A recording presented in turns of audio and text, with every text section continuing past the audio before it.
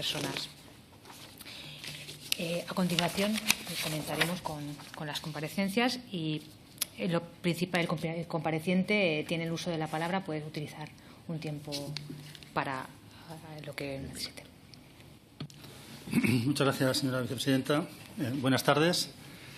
Comparezco hoy ante sus señorías con la mejor disposición, cumpliendo con la obligación establecida por la legislación vigente para contribuir a los objetivos de esta comisión de investigación. Entiendo que es inusual que un miembro del CNI comparezca en una comisión abierta, como la presente, ya que la ley establece que estas comparecencias tengan lugar en la Comisión de Control de los Créditos destinados a gastos reservados, de acuerdo con el artículo 11 de la Ley Reguladora del CNI. Conforme a lo establecido en esta misma ley, mis respuestas deben observar siempre de forma escrupulosa lo señalado en su artículo 5.1, que clasifica con el grado de secreto las actividades del CNI, y el artículo 75 del Estatuto de Personal del Centro, relativo al deber de guardar reserva sobre la información clasificada de la que se tenga conocimiento. Comprenderán, además, que debo de ser especialmente prudente, ya que esta comparecencia será analizada por quienes tengan intención de planificar ataques terroristas, con el fin de conocer los procedimientos que utiliza el CNI para impedirlos. En la actualidad, el nivel de alerta contra terrorista en España es de 4 sobre 5. Es el mismo que existía cuando se formó y actuó la célula de Ripoll. Antes de empezar, me gustaría destacar que mi primer recuerdo es para las víctimas. El objetivo más importante del CNI en el ámbito de la lucha contra el terrorista es evitar que se produzcan muertes y sufrimientos de ciudadanos inocentes. Así ha sido siempre y continuará siéndolo. He tenido la oportunidad de hablar con víctimas del 11M, del 17A y también de otros ataques yihadistas en distintas partes del mundo. Entiendo y comparto, como todos los miembros del CNI, las fuerzas y cuerpos de seguridad del Estado y la sociedad en general, su sufrimiento y lo que supone intentar sobreponerse cada día a las consecuencias de un atentado. Por otra parte, al igual que otros miembros del CNI, he tenido que hablar con integrantes de grupos yihadistas, personas que quieren imponer su voluntad a través de la violencia.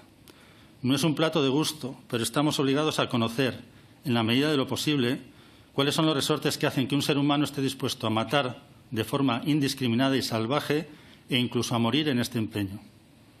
Les digo esto porque les quiero asegurar que las mujeres y los hombres del CNI siempre realizamos todos los esfuerzos posibles y utilizamos al máximo nuestras capacidades y recursos para evitar atentados. Nos desplazamos donde sea necesario y nos entrevistamos o desarrollamos las actividades de inteligencia que sean más adecuadas para tratar de conseguir la información que evite estos ataques. Además, colaboramos estrechamente con otros servicios de inteligencia y con las fuerzas y cuerpos de seguridad del Estado para evitar atentados, tanto en España como en todos los países en los que hay compatriotas que proteger e intereses españoles que defender.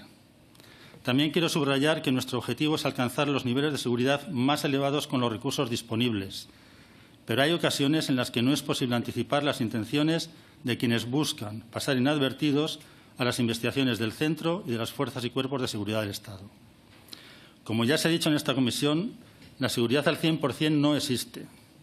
En 2017 era evidente que, pese a los esfuerzos de todos los organismos involucrados en la lucha contra el terrorista, la amenaza de Daesh era de tal magnitud que resultaba prácticamente inevitable que se produjeran atentados. No revelo ningún secreto si digo que cuando en aquel año se analizaba la amenaza de Daesh contra Europa, en el análisis compartido por las fuerzas de seguridad de nuestro continente, el elemento de debate no era si se iban a producir ataques o no, sino dónde, cómo y cuándo. En este contexto general, lo ocurrido en agosto de 2017 en Alcanar, Barcelona y Cambrils fue la consecuencia, desde nuestro punto de vista, de la planificación de un ataque que pasó inadvertido para todos. Debo señalar que, con la información recopilada en ese momento, no había forma de establecer una relación causa-efecto que pudiera haber evitado estos ataques. Ni las actividades de SATI ni las del resto de miembros de la célula llamaron la atención de ninguno de los organismos implicados en la lucha contra el terrorista, ni tampoco de su entorno social ni familiar, precisamente porque era lo que trataban de conseguir. Después de estos hechos, en el centro hicimos una valoración exhaustiva de las tácticas, técnicas y procedimientos empleados por la célula para determinar las nuevas características de la amenaza. Como siempre hacemos, después de cada atentado, o de cada detención de células terroristas en cualquier lugar del mundo, con el fin de adaptar nuestras metodologías y capacidades y ser así más eficientes ante la evolución de la actividad terrorista. A lo largo de las sesiones de esta comisión, algunas de las preguntas se han centrado en la relación del CNI con el imán de Ripoll y en nuestra colaboración con otras fuerzas y cuerpos de seguridad del Estado, en especial con Mossos d'Esquadra. Quiero aprovechar esta primera intervención para reiterar lo declarado por el general San Roldán en marzo del 2018 en la Comisión de Control de los Créditos destinados a gastos reservados y ratificado posteriormente su comparecencia del pasado 26 de noviembre del 2024. Abdelbaki Esati nunca informó de nada de interés ni colaboró con el CNI. Junto a lo anterior, me gustaría señalar que el CNI siempre ha mantenido la máxima colaboración con fuerzas y cuerpos de seguridad del Estado y, por supuesto, también con Mossos d'Esquadra, con quien nos une una larga trayectoria de trabajo en común, desde la rigurosidad en la información que se compartía y que se sigue compartiendo. Por último, también me gustaría recalcar que en el CNI trabajamos profesionales que, en el marco de los objetivos que nos asigna el Gobierno y con el máximo respeto a la ley, buscamos la excelencia de cada día. La excelencia cada día. No escatimamos esfuerzos ni dedicación en nuestros cometidos y somos absolutamente conscientes de la importancia de nuestro trabajo, ya que puede permitir, como ha ocurrido en muchas más ocasiones de las que se conocen, evitar atentados y salvar vidas. Y nos esforzamos día tras día en hacer nuestra labor lo mejor posible. Por eso, desde la más absoluta prudencia, observancia de la legislación vigente, respeto a las víctimas del terrorismo y reivindicación del trabajo de los miembros del CNI, me pongo a su disposición para responder en lo que pueda a aquellas preguntas que sus señorías quieran formularme. Muchas gracias. Muchas gracias, señor García Terán. A continuación, comenzará el turno de portavoces de los diferentes grupos parlamentarios. Comenzamos. Grupo Parlamentario Mixto no está, Grupo Parlamentario Vasco tampoco. Grupo Parlamentario Euskal Herria Bildu, señor Iñarritu, tiene la palabra. Sí, muchas gracias, señora presidenta. Buenas tardes y bienvenido, señor García Terán. Gracias por la introducción que ha realizado. Ahora bien, como no le sorprenderá a usted, que es una persona bregada en estos asuntos, sabrá que si está usted presente hoy aquí es a colación de una información que se hizo pública en el diario ABC el pasado 2 de abril, que estoy seguro que usted conoce, que ha analizado, que se la ha preparado y que usted sabrá por dónde van a ir algunas de las preguntas que le vamos a realizar. Me he dado cuenta que es usted una persona inteligente y ágil porque ha hecho referencia a la comparecencia del señor San Roldán, pero ha modificado un poquito lo que dijo el San Roldán.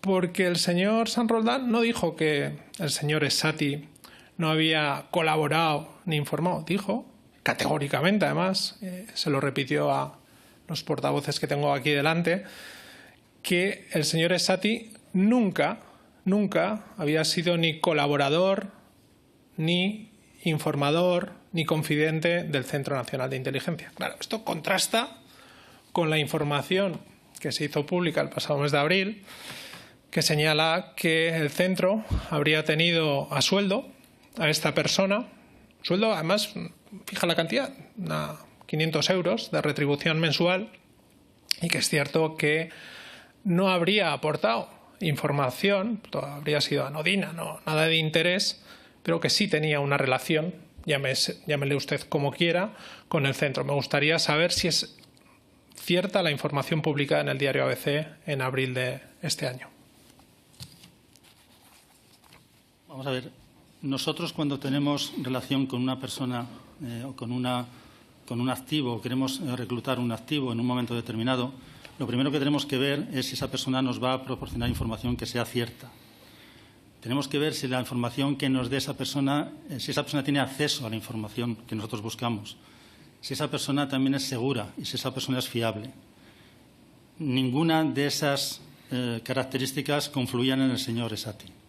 Con lo cual, esa información que bueno, en ese momento apareció en el diario en relación con si era colaborador o tal, no fue colaborador. Nunca se le pagaron ni los 500, ni 400, ni 300, ni 200 euros por su información, porque nunca dio información. Ya. nunca mantuvimos una relación de activo o no activo. Simplemente, y a lo mejor me adelanto un poco a posibles preguntas, cuando nosotros hablamos con unas personas que podemos tener un interés específico sobre él, y efectivamente teníamos un interés bastante grande en un momento determinado por una serie de circunstancias, lo primero que hacemos es evaluar si esa persona es fiable o no. Si no es fiable, no queremos saber mucho más de ello. Lo que pasa, y eso sí que es cierto, que si nos ponemos en el año 2013 o 2014, con nivel de amenaza que había, necesitamos tener, vamos a llamar así, posibilidades de acceder a información como fuera. Y ninguno estábamos en ningún caso en disposición de rechazar que una persona nos pudiera decir en algún momento, oye, he visto esto, me ha parecido esto o me ha pasado esto otro.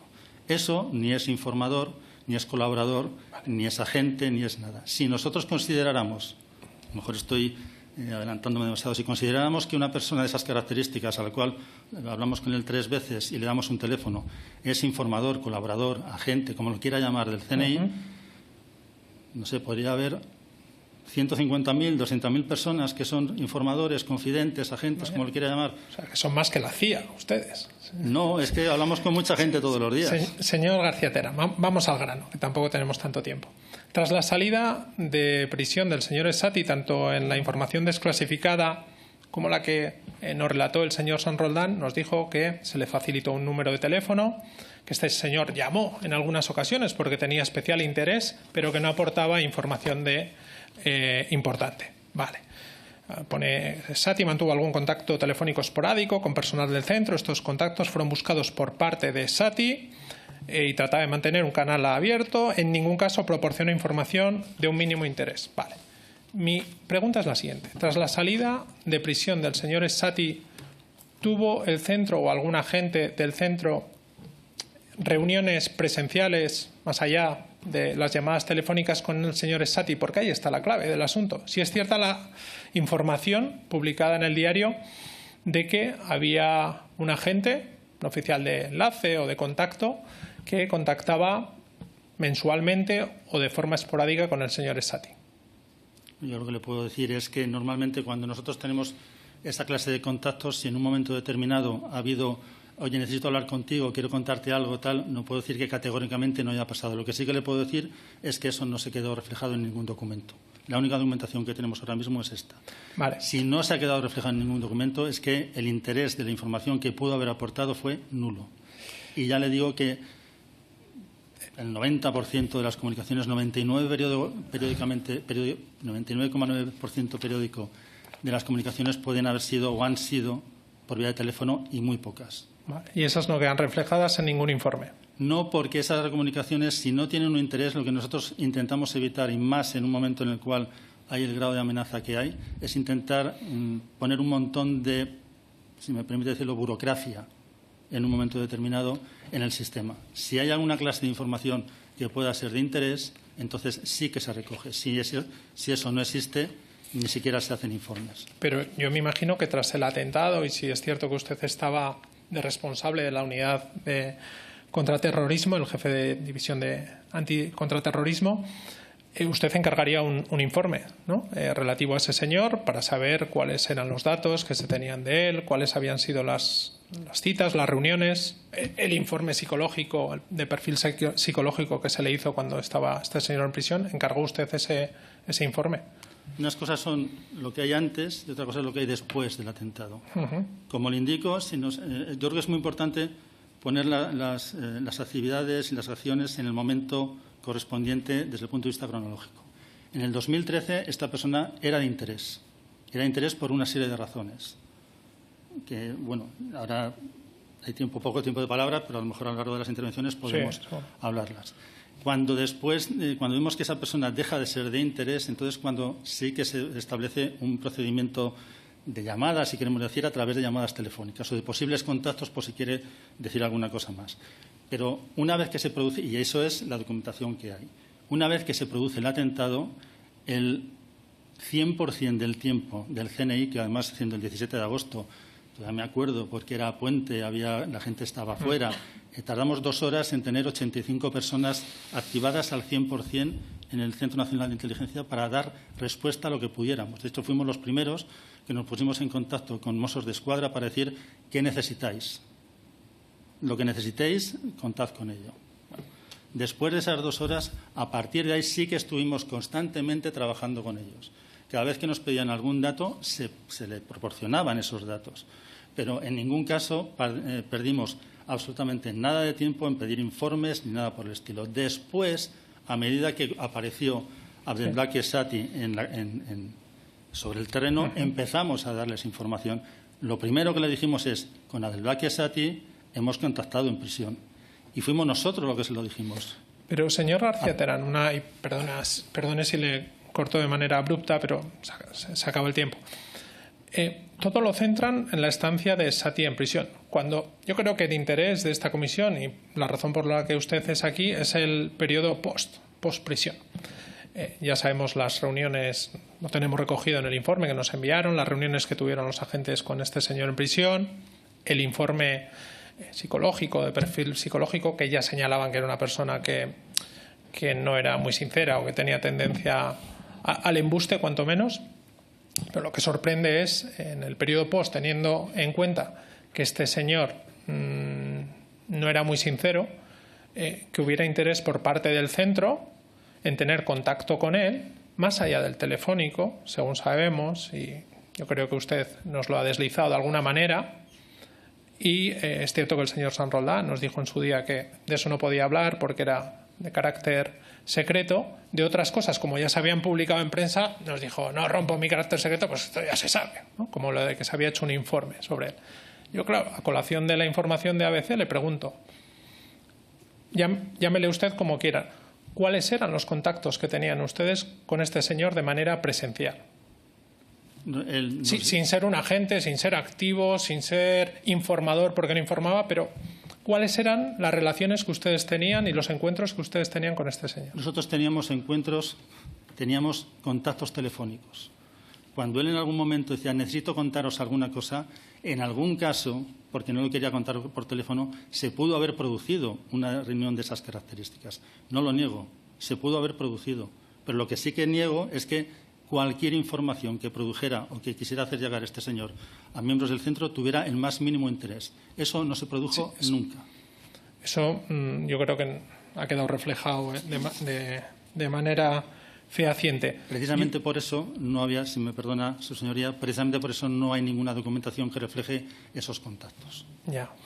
Pero también es cierto que esa información no se facilitó ni en el informe a la Comisión de Gastos Reservados de esta Cámara, tampoco se desprende del informe que se nos facilitó a nosotros, desclasificado por el Gobierno. Y ha tenido que ser el diario ABC el que nos ponga sobre la pista. Es curioso, ¿no? Que yo creo que lo que sí que se dijo en la comisión, no sé lo que se dijo porque no estuve presente, pero en los documentos que se han desclasificado lo que sí que se ha dicho es que tuvimos contacto con él. Telefónico, y que después, esporádico. de forma esporádica, por eso le digo que de forma esporádica había contactos telefónicos. Si en un momento determinado se pudo producir algún contacto presencial, lo que le digo es que no se lo niego, pero lo que sí que le digo es que no quedó ningún reflejo de él. Entonces, vamos a ver, yo creo que es importante tener en cuenta de que en ese momento había un despliegue dentro de España y fuera de España muy grande de personas del centro y había muchísimos contactos con muchísima gente. No se reflejaban absolutamente todos los contactos que se tenían todos los miembros del centro con todo el mundo en todo momento. ¿Y usted niega categóricamente que se le diera cantidades de dinero a este señor en ningún momento? ¿Nunca se le dio? Nunca dio información y nunca se pagó por una información que no ha dado. Vale, eso es erróneo, entonces, el que se le dio dinero en cualquier momento, aunque no haya reflejo, aunque no quede reflejo. Yo lo que le digo es que nunca se le dio dinero y nunca, si hay una noticia o un reportaje o tal que dice que se le dio dinero, pues si yo le digo que no se le dio dinero. Vale, sí, es cierto que en otras ocasiones nos han dicho otras cosas que no han coincidido. Pero como tengo que ir acabando, le voy a hacer dos últimas preguntas. Como ustedes saben, en el año 2015, un magistrado suspendió la expulsión definitiva del imán de Ripoll por su esfuerzo para integrarse tras un arraigo de 6 años en los que había estado en la cárcel por una pena por narcotráfico. Pero a nosotros, y yo personalmente que estoy en la Comisión de Interior, en muchas ocasiones leo informaciones relativas a que la Audiencia Nacional respalda la expulsión de varios radicales islamistas a sus países de origen por ser un riesgo para el Estado, por ser peligrosos para la seguridad nacional en base a informes del Centro Nacional de Inteligencia, el CNI. En el caso del señor Essati, ¿hubo algún informe, algún contacto de alguna manera con el magistrado de Castellón para incidir de alguna manera o informar de que esta persona no representaba algún riesgo o nada? No, en ningún caso. Ningún caso. No. Ni oficial ni extraoficial. No. Y ahora, ni oficial, ni extraoficial, ni de ninguna forma, porque nuestra relación lógicamente, con los jueces pasa por los procedimientos reglados que están en algún momento determinados, como puede ser las solicitudes de nacionalidad, y solamente también cuando los jueces nos piden alguna información por alguna razón. Pero nosotros en ningún caso nos dirigimos a un juez para intentar influir en absolutamente nada de sus decisiones. Yo entiendo que eso puede haber sido un procedimiento administrativo que está perfectamente arreglado y que este señor, por las razones que sea, pues lógicamente tenía un interés en estar en España en vez de ser expulsado a Marruecos. No es ni el primer caso y no será el último tampoco. Y ya una última cuestión, que no está especialmente ligada, pero sí, hemos conocido esta información a los pocos meses de que usted fuera nombrado en el cargo como secretario general del centro. Que ha sido una venganza, alguien que le tiene envidia, porque obviamente esta información viene desde dentro, desde alguien que le conoce a usted y que conoce un poco tanto a los agentes que estaban destinados en Girona, y me gustaría saber cómo lo vive usted dentro. Yo creo que eso no tiene demasiado quizá impacto sobre los objetivos de la comisión, con lo cual... Sí, no, pero es curioso, porque usted es el secretario general del centro y que alguien haya querido ponerle el disparadero, digamos, o que le haya hecho venir hoy aquí, porque sabía obviamente que haciendo pública esta información usted iba a comparecer en esta comisión. ¿Tiene algún candidato o candidata a ser la garganta profunda? Si lo tuviera no se lo podría decir.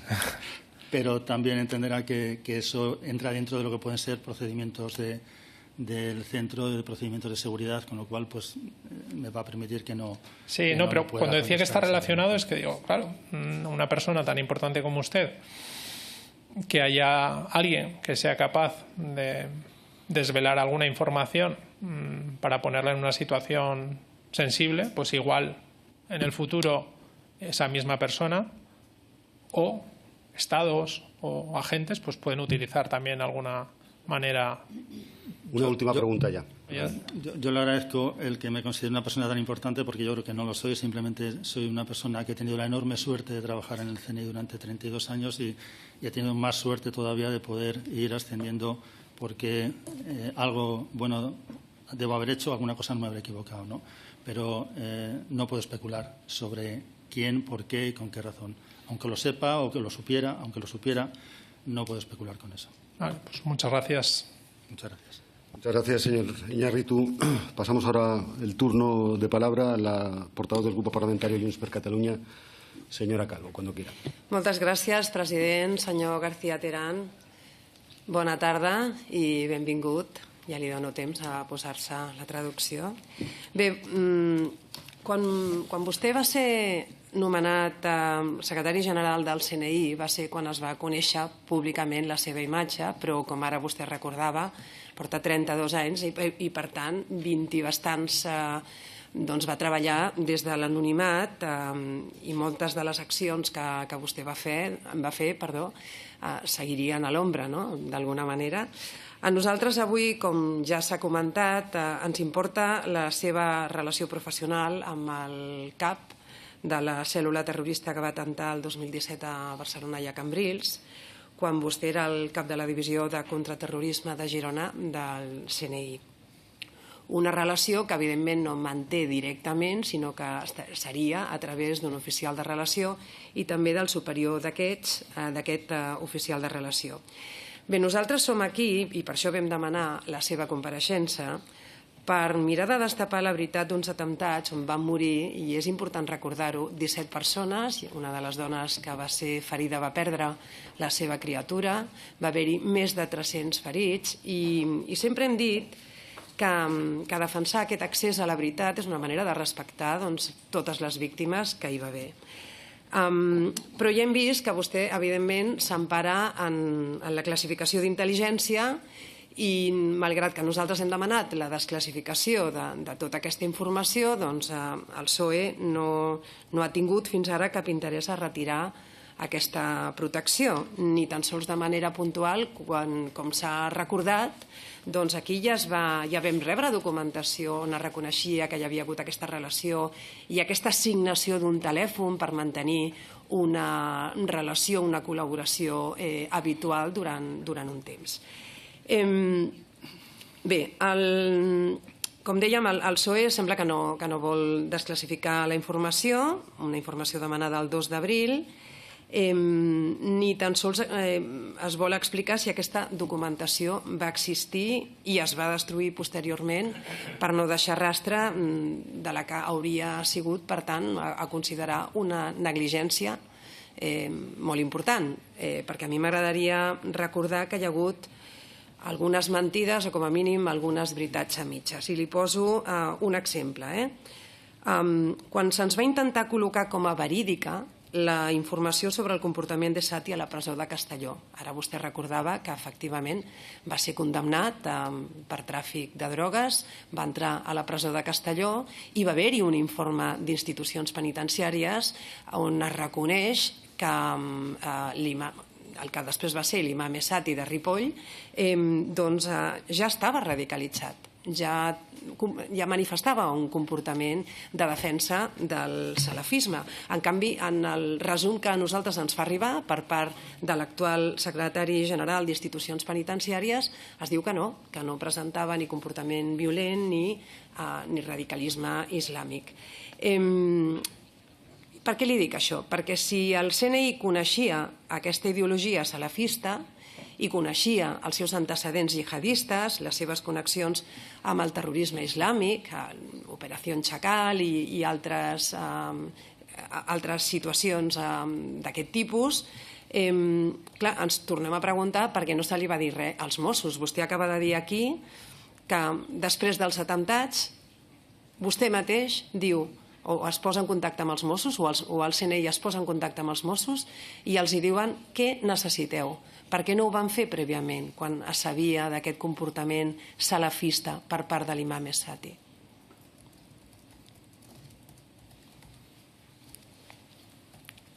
Muchas gracias. 3 o 4 preguntas, nada más y además sencillas. Bueno, pues, a ver, jefe de la División de Contratismo de Gerona.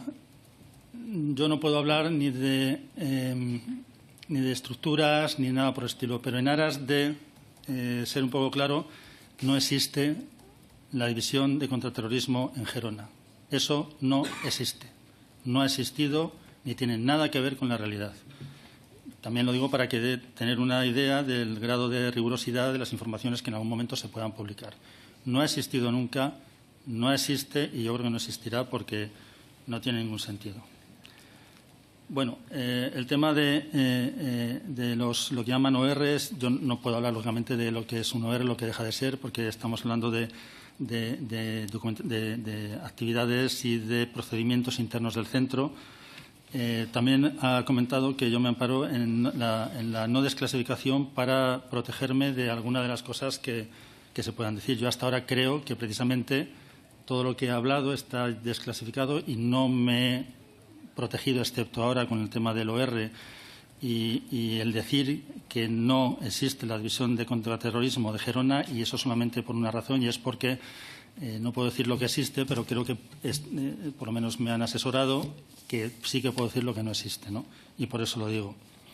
En relación con negligencia, bueno, yo creo que tenemos que ponernos en el caso y en el momento, ¿no? Aquí, antes de estar yo, ha venido también el mayor de los Mossos y ha venido también el señor Trapero y también ha venido el intendente de los Mossos, el señor David Sánchez. Y en ningún caso yo creo que han hablado de negligencia, porque la negligencia no es la forma en la cual se trató o se dejó de tratar al señor Esati. El señor Esati, nosotros tratamos con él en un momento determinado que es hasta diciembre del 2014. Primero, para ver si podíamos reclutarlo como fuente, y estirando un poquito más en aras de esta cierta apertura y con objeto de poner un poquito más de claridad en algunas cosas, le puedo decir que a nosotros Esati nos interesaba por 3 razones. La primera razón era porque efectivamente había tenido contactos indirectos con personas que formaban parte de una célula que estaba reclutando personas para ir a combatir a Irak. ¿Operació Chacal? La operación Chacal, por ejemplo. Cuando hablábamos de contacto que tenía con personas, pero en un contacto indirecto y un contacto también que en un momento determinado no tuvo como consecuencia una imputación. Hubo ese contacto, eso no era esa relación, al final hablamos de relación, es una cosa tremendamente amplia. El contacto que tenía era, por lo menos, que conocía a las personas. De hecho, en el informe de entrevista le decimos que efectivamente reconoció a las 20 personas que le pusimos las fotografías delante y él la reconoció. No quiso dar ningún dato más. Si se acuerdan, en 2013-2014, 2013 estaba en prisión, 2014 era cuando empezaron los contactos con él, había una enorme cantidad de combatientes terroristas extranjeros en Europa que iban a Siria. Eso supone, sigue suponiendo, una amenaza bastante importante. No quiero entrar en demasiados análisis porque entonces a lo mejor quizá no este sea el foro por ser precisamente una comparecencia abierta. Pero sí que es cierto que esos combatientes terroristas extranjeros, cuando vuelven, suponen una amenaza de primer orden para el país en el que se implantan. Si esta persona había estado vinculado, aunque sea de forma no directa, con posibles redes que estaban mandando esas personas allí, podíamos intentar saber, o la lógica nos decía que podíamos intentar ver si podía saber las redes que podían estar ahora o identificar personas que podían estar en un momento determinado, en 2014, relacionadas con esa salida masiva de combatientes terroristas extranjeros para combatir en Siria. Primera razón por la cual queríamos hablar con él. Segunda razón. Vamos a hablar de la primera razón. Queríamos, pues, básicamente, lo que hablamos nosotros, descargar toda la información que pudiera tener. Segunda razón. Creíamos que podía tener potencial como fuente para trabajar en beneficio del centro. Y por eso, como pone también en la información desclasificada, se le hicieron seguimientos en el 2013 para ver si tenía contacto con entornos yihadistas o yihadíes o radicales en Castellón, cuando salía de permiso. Cuando salía de permiso, si fuera un radical, no hubiera salido de permiso. Es que en el comportamiento en prisión, la Junta de Gobierno de prisión decía que era lo suficientemente aceptable como para que saliera. Perdoni, però també el podien deixar sortir de presó justament per seguir-lo i per veure quin comportament tenia. Això que m'està dient vostè, doncs no té... No. Si la seva intenció era veure quin comportament tenia i si era confiable, doncs també és una manera de posar a prova, penso, No, porque él no sabía que estábamos detrás de él. Hablo del 2013. Sí. Él no sabía nada, no habíamos pedido ninguna clase de entrevista con él, no teníamos el más mínimo interés, todavía no se había decidido si era de interés, si era de interés o no el trabajar con él. 2013, abril del 2013 es cuando hemos desclasificado que se hizo un seguimiento para ver si se relacionaba o no con alguien. Bueno, vimos que no se relacionaba con entornos yihadistas. Nosotros no le podemos decir a prisión, deja en paz, deja salir a esta persona para ver si le hacemos un seguimiento, porque prisión, lógicamente, nos va a decir que no. Primera razón por la cual queríamos a ver si descargábamos. Segunda razón, a ver si era fuente. Cuando vimos que no podía ser fuente, porque ya he dicho, ni era fiable, ni era seguro, ni tenía acceso, ni nada por el estilo, abandonamos esa idea. Pero le dimos un teléfono por si alguna vez, e insisto, habida cuenta de la amenaza terrorista que había en ese momento, él quería llamar o quería decir, oye, he visto esto, me ha parecido raro o no me ha parecido raro, o cualquier... Eso que parece una tontería ha sido eficaz en muchas ocasiones. ¿Fins quan va tenir el telèfon? ¿Desde cuándo? ¿Hasta cuándo? Los teléfonos que utilizamos nosotros son teléfonos son teléfonos genéricos, no es un teléfono para una persona. Son teléfonos que estamos cambiando constantemente. La última llamada, no tengo los datos, ni muchísimo menos, pero se produjo mucho antes de los atentados. Ya no le interesaba ni tener contacto con nosotros, ni saber que estábamos al otro lado. Però no pot ser més específic? No pot ser més específic quan es va produir aquesta última trucada, segons vostè? No, pero bastante, yo creo, más allá pudo ser a lo mejor antes de ir a Bruselas o algo por el estilo. O sea, bastantes años antes de que se produjeran, de que se iniciara la planificación de los atentados terroristas. L'imam de Diegem a Bèlgica, diu que el 2016 els truca a vostès, truca als serveis d'intel·ligència, i això és el 2016. No. Usted diu que no. No sé por qué dice el imán eso. No digo... Bueno, ho va dir en judici, Yo no digo... Ho va dir en judici. Sí, pero que yo lo que digo, no digo que el imán de Bélgica no diga eso. Yo lo que no sé es si el señor Esati, que en ese momento se quería quedar en Bélgica, le dijo eso para ver si de alguna forma se podía quedar. No, es que yo hablo con los servicios de inteligencia españoles y de alguna forma avalar una cosa que no podía avalar porque no tenía el permiso correspondiente, el certificado de penales que no podía presentar, y en Bèlgica és obligatorio presentar eso para ser imán, en España no. Bueno, a la informació periodística, que abans ja s'ha fet la referència del periodista Javier Chicote, es parla de que l'informe de l'oficial de relació amb Esati diu que mai va mostrar ser violent o tenir intenció de cometre un atemptat. D'entrada ja és una cosa que crida l'atenció, fins i tot es podria parlar de presa de pèl, no? Perquè d'alguna manera, clar, un confident jihadista el que no explicarà mai a uns serveis d'intel·ligència és que té intenció, que està muntant una cèl·lula o que té intenció de fer-ho per cometre un atemptat. També s'explica que l'oficial de relació no tenia cap interès d'anar a veure Esati, que li molestava mantenir relació amb ell i que endarreria les trobades al màxim possible fins que havia de fer els pagaments. Per tant, s'hauria d'entendre que era una trobada mensual perquè el pagament presumptament era mensual. Vostè ha negat, per tant no li tornaria a preguntar perquè em tornarà a dir que no és veritat, que no li estaven pagant, i també es diu que la informació que recollia era no diners, és a dir, que era inútil, insignificant. Però va ser, m'agradaria que ens aclarís això, va ser vostè personalment qui va demanar que es fes un informe de tota la relació que s'havia tingut amb Esati? O sigui, a partir del 17A, després dels atemptats, vostè demana que es faci un informe de tota aquesta relació, revisa les entrevistes a Esati i demana vostè que es faci un informe de tot això? Vostè no fa cap informe, no demana cap informe de tot aquest nivell de relació que hi ha hagut amb Esati, l'històric? Bueno, si hablamos de incongruencias de Esati, ninguna persona en su sano juicio diría que es fuente de un servicio de inteligencia estando metido en un ámbito terrorista. Es más, me parece un agravio para las personas que son fuentes del CNI que están metidos en ámbitos terroristas. Ninguno va a decir eso porque lo que le va a pasar va a ser que va a tener problemas de seguridad. Sí. No vamos a entrar en más detalles. Esa es la primera incongruencia en relación con Esati, lo que dice que decía, lo que sí, es simplemente lo primero. Y lo segundo, en cuanto a la relación de si yo encargué un informe sobre Esati, no, eso no és verdad. Estic acabant, president, perquè sé que ja anem malament. D'on surten els diners per pagar els confidents? Sempre són de fons reservats?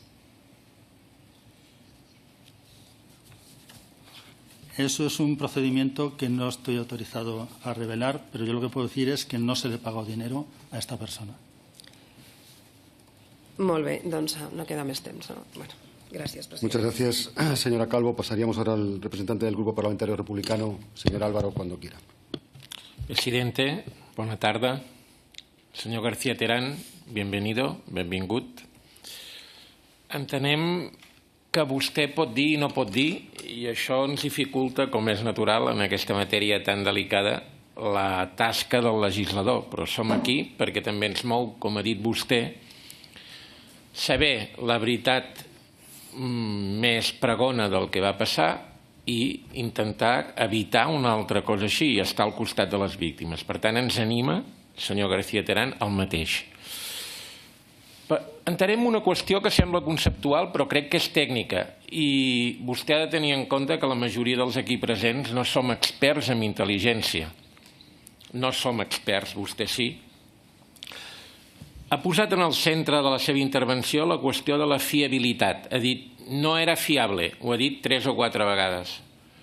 Perdoni, però no és que jo hagi vist moltes pel·lícules d'espies, que sí que n'he vist, però, perdoni la frivolitat, però intueixo que està en la naturalesa dels serveis d'intel·ligència tractar amb individus que no se sap mai si van, si venen, si són fiables o ho deixen de ser, i introduiré una altra cosa que també és pròpia de la vida, no cal ser expert en intel·ligència. Els personatges són dinàmics. Sati podia ser no fiable, fiable els dimarts, al cap de 3 mesos més fiable. Vull dir, hi ha una cosa que no em quadra i li dic molt clarament. Vostè parla de Sati com si fos un personatge estàtic, una figura que no es mou i que sempre està allà. Home, això comprendrà que, encara que no siguem experts en intel·ligència, no ho podem entendre. Per tant, quants Satis van tractar vostès i si en algun moment va ser fiable o no i per què va deixar de ser-ho?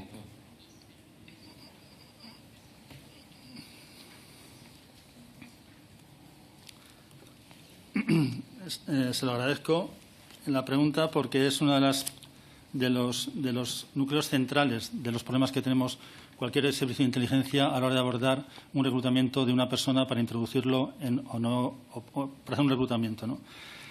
Básicamente, y no desvelo ningún secreto, hay 2 operaciones básicas en inteligencia, y perdón que me extienda un poco en esto, que son el hacer un reclutamiento de una persona que está introducida en un grupo de interés o reclutar a una persona para introducirla en ese grupo. El hacer un reclutamiento de una persona que forma parte de un grupo es muy complicado y normalmente hay que hacerlo de una determinada forma y en este caso no lo hicimos así. Nosotros intentamos, cuando estuvimos hablando con Esati, insisto, primero haciendo una primera valoración desde el 2013, haciendo controles de actividades y después con 3 entrevistas, lo que hacíamos es una valoración si esa persona la podíamos reclutar para infiltrar.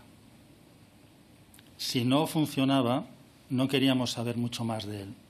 En ese reclutamiento para hacer esa infiltración, Esati, vamos a llamarlo así, no pasó las líneas rojas. La primera línea roja es que tiene que dar información cierta. Le pedimos un informe sobre sus conocimientos de la célula de Vilanova y fue un informe completamente ajeno a la realidad. Él tenía un interés, que era un grupo de narcotraficantes que no eran de interés para nosotros y él no hacía nada más que centrar su actividad y su orientación de la información que pasaba hacia nosotros sobre eso.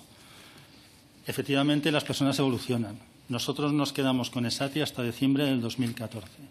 En abril, cuando salió de prisión, vimos que no le podíamos utilizar como fuente para infiltrarlo en un grupo, como nos hubiera gustado, y después lo que hicimos es intentar obtener toda la información posible para ver si era una amenaza o un riesgo.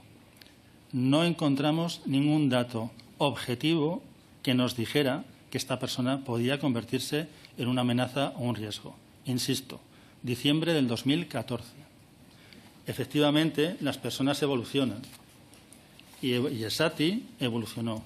Me pueden decir, sí, pero tenía una ideología radical, salafista. Ser salafista no es ser terrorista. Ser salafista yihadista no es ser terrorista, porque nosotros vamos detrás de actividades, no podemos ir detrás de ideologías. Si esta persona hace alguna actividad que efectivamente pone en amenaza o supone un riesgo, entonces sí actuaremos. Porque si queremos meterle un esfuerzo más intenso de investigación sobre esta persona, tenemos que justificar a nuestro magistrado del Tribunal Supremo las razones por las cuales queremos hacer eso. Queda clar, perdoni que el talli, però no, sí, és que m'enrotllo mucho, queda clar, gràcies. No, vostè ens ha donat una bona notícia avui, perquè sobre la relació del CNI amb Esati, avui hem arribat a una certa llum. O sigui, en una primera instància, Esati va ser un possible reclutat, correcte? Un possible reclutat, i que no va passar el filtre, correcte? Un posible reclutado. Eso es lo que pone además la documentación clasificada. Perfecte. Nuestro interés era ver si lo podíamos reclutar. Senyor García Terán, vaig al post. Un cop vostès veuen que no serveix per això, veig que hi ha una situació ambigua, perquè li donen el telèfon, no serveix per això, és una persona no fiable, però a la vegada n'esperen alguna cosa. I parlen per telèfon i fan un seguiment uns mesos i després el veuen en persona. I no fan cap informe. Jo l'he de creure perquè vostè aquí està obligat a dir veritat, per tant, crec que vostè diu no hi ha cap informe d'això, però aleshores, per exemple, quan el van a veure, que vostè ha dit que hi va haver trobades personals amb ell, què parlen amb ell? És a dir, què els fa anar-lo a veure en persona? Quina cosa fa canviar que passin del telèfon a la trobada personal?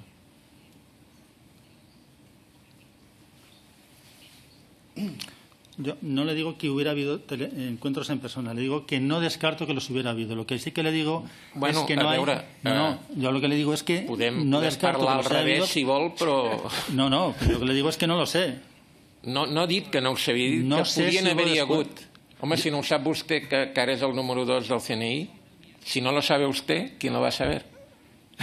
No, yo digo que no descarto que hubiera habido alguno. Lo que sí que le digo es que no hay ningún documento en el cual aparezca que hubo esa reunión. Entonces, si yo me tengo que atener, como me toca atener a la asistencia de documentos para decir si ha habido reunión, no hubo ninguna reunión. Bueno, es lo que le puedo decir. Hasta aquí llego. Pero hasta mañana... Entiendo que el CNI no todo lo apunta. Hasta aquí llego, sin ser agente. Entiendo que todo no lo apunta. Lo que me queda claro es que usted nos viene a decir que hubo encuentros. La pregunta sigue siendo la misma. Esos encuentros que podían haber sido, por utilizar su sintagma, ¿por qué se hicieron?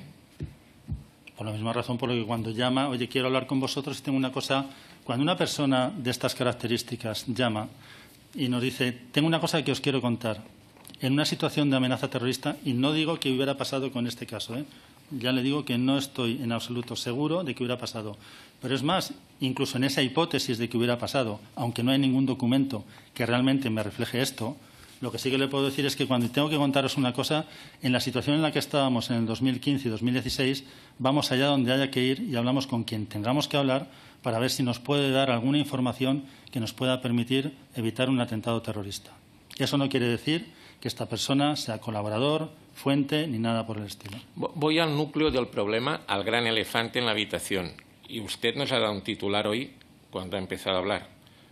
Pasó inadvertido para todos. Entonces yo me pregunto, ¿cómo puede ser que este señor, Essati, que no era fiable, que era un señor que no se dejó reclutar, porque, bueno, no se dejó, ustedes vieron que no era reclutable, les engañara a todos? O sea, a ver, usted como experto en inteligencia, cuénteme a mí, representante del pueblo, cómo ustedes que saben manejar estos individuos les engañó a todos. Porque esta es la pregunta en la habitación. Y el pueblo debe saber esto. ¿Cómo es que este señor engañó a todo el mundo todo el tiempo? Y yo he visitado como alumno del CSD en el CNI y, por tanto, reconozco que ustedes tienen un equipo extraordinario. ¿Qué pasó? Conteste esto, por favor. Claro que lo voy a contestar. No somos perfectos. Nosotros en el 2014, diciembre del 2014, después de hacer una investigación de más de 7 meses sobre esta persona, no encontramos ningún indicio ni ninguna información, ni absolutamente nada que nos permitiera establecer que esta persona era una amenaza. Esta persona lo que iba buscando, porque los atentados empezaron a planificar a partir del 2017, tal como dijo aquí, tal como aparece en la sentencia, lo dijeron aquí, tanto el mayor de Mossos d'Esquadra como el propio intendente David Sánchez. A partir de Ramadán del 2017 es cuando se empiezan a planificar realmente los atentados. Antes no. Entonces, esta persona no es que nos estuviera engañando todo ese tiempo, es que cuando tenemos más de 300 investigaciones de personas que están diciendo que quieren atentar, que tenemos que hacer algo y que tenemos información objetiva de que esos grupos querían hacer algo, como puede ser la Operación Caronte y otras más, lógicamente, en vez de seguir una persona que no ha mostrado el más mínimo indicio de que iba a hacer nada, ni que estaba planificando nada, ni que estaba radicalizando a nadie, y si radicalizó a alguien, esas personas no nos lo dijeron, ni dijeron absolutamente nada, ni cuando estuvo en Bélgica nadie le llamó la atención y estuviera allí haciendo nada, lógicamente nosotros dedicamos nuestros esfuerzos a trabajar en aquellas amenazas que veíamos que tenían elementos objetivos. Entiendo, señor García Terán. Si usted no está seguro de si hubo o no esas reuniones, pues este debate tan interesante que hemos tenido, ¿no?, sobre si existió o no existió el encuentro y tal, ¿cómo está tan seguro que no se le pagó? Porque una cosa son encuentros, otra cosa los pagos. El dinero en el centro está absolutamente controlado. No hay pagos que se hagan en un momento determinado y no esté controlado. El dinero en el centro, le aseguro que está fiscalizado hasta el céntimo. Y perdone la pregunta del ego, ¿se le podría pagar si no en dinero, en especies? Permítame. Sí. Como en especies. Viajes, facilita cuestiones familiares. Cuestiones familiares. Tenía toda su familia en Marruecos. O sea, el CNI nunca paga en especies, paga en dinero. No paga con otras formas de pago. Pregunto, como lego que soy. En otros casos no le puedo contestar. En este caso, que es el que está esta comisión, desde luego no se le pagó en especie, ni en especie, ni en no especie, ni en efectivo, ni con cheques. Pero no es una cosa que el CNI pueda no hacer, digamos, utilizando sus formas de sintagma. ¿Podría hacerse? Siempre que se pueda hacer, lógicamente. El CNI Vale. es un servicio de inteligencia y, lógicamente, estamos aprendiendo hoy. Tenemos que intentar hacer las cosas que en un momento determinado pues otras administraciones del Estado pues por su legislación no la pueden hacer. Lo que sí que le digo es que todo lo que puede hacer el CNI está sujeto a la ley. Dos últimas cuestiones. ¿Qué grado de conocimiento tenía la señora Casteleiro de todo este lío? Casteleiro, la que fue responsable máxima del CNI, por si alguien no lo sabe. No, es responsable máxima del CNI. Perdón, sí. Bueno, no lo sé. Yo creo que en el 2014 no recuerdo cuál era su posición en el CNI. No recuerdo ahora mismo si estaba en un destino en el extranjero, no, de cualquier forma. No sé qué puede aportar eso realmente. Quizás por el pequeño detalle que es la máxima responsable del centro, por eso lo pregunto. Sí, no, pero quizás por eso, ¿eh? No, pero lo digo en términos de conocimiento de lo que pasó en detalle en el año 2013, 2014 hasta el 2017. Ya. Por la trazabilidad de las cosas. Nada más, señor García Terán. Y por último,